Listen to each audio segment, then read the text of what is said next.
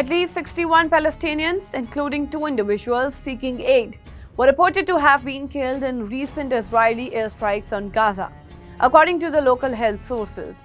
The UN Agency for Palestinian Refugees reportedly warned of a sharp rise in malnutrition among children in the enclave. The Shati refugee camp in the northern Gaza was said to have been the site of one of the deadliest attacks, where at least 23 people lost their lives and dozens more were injured. In a separate incident near Rafah in southern Gaza, 2 women were reportedly killed and 30 others wounded in a strike near an aid distribution point run by the Israeli and US-backed Gaza Humanitarian Foundation. The UN stated that over 875 people have allegedly died while attempting to access first aid since the GHF began operations in late May. The Palestinian Civil Defense reported having transported at least 18 bodies and many injured people since dawn, most of whom were victims of airstrikes in northern Gaza. The Israeli military also reportedly issued evacuation orders for Palestinians residing in 16 northern Gaza areas, including Jabalia. Now, residents who are said to be fleeing in panic using cars, donkeys, or traveling on foot due to fuel shortages, as per local accounts. In Gaza City, an Israeli airstrike was reported to have hit in a tent sheltering displaced people, killing 6, according to civil defense officials.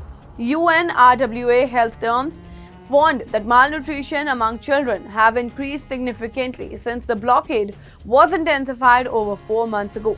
UNRWA Commissioner General Philip Lazandri stated that 1 in 10 children screened since January 2024 has shown signs of malnutrition, which the agency described as a man-made crisis.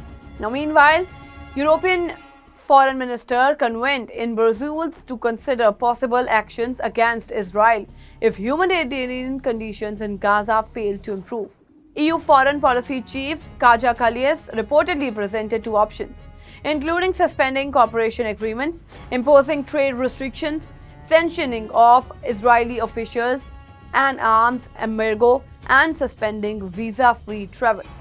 Although no consensus was reached, Kallas emphasized that these measures remained under consideration and were intended to provide Israel into improving conditions in Gaza. The discussions followed a deal reached between Kallas and Israeli Foreign Minister Gideon Sa'ar, who had agreed to allow increased entry of food and fuel into Gaza. Kallas acknowledged some progress, such as the reopening of border crossings and limited restoration of electricity, but stressed that the situation remains substantial. The EU also reported refused to cooperate with the GHF due to ethnical and safety concerns.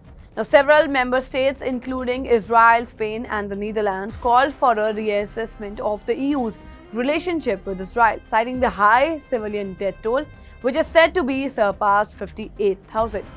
A European Commission report indicated possible violations of human rights by Israel under existing agreements.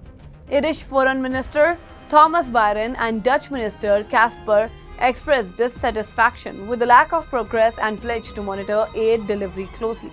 Spanish Foreign Minister Jose Manuel reiterated that the current deal was not sufficient and that efforts must continue to stop the conflict. Amid these developments, protests were held in Brussels outside the European Council building, with demonstrators urging more decisive EU action. Axis Davaf of the International Federation of Human Rights called for sanctions on Israel, drawing parallel to the EU's response to Russia. Amnesty International Secretary General Engines criticized the EU's sanction, warning that it could lead to complicity in which she describes as aggregatory crimes. That's all for now in this update. Stay tuned to the Savera, download the app and follow us on various social media platforms.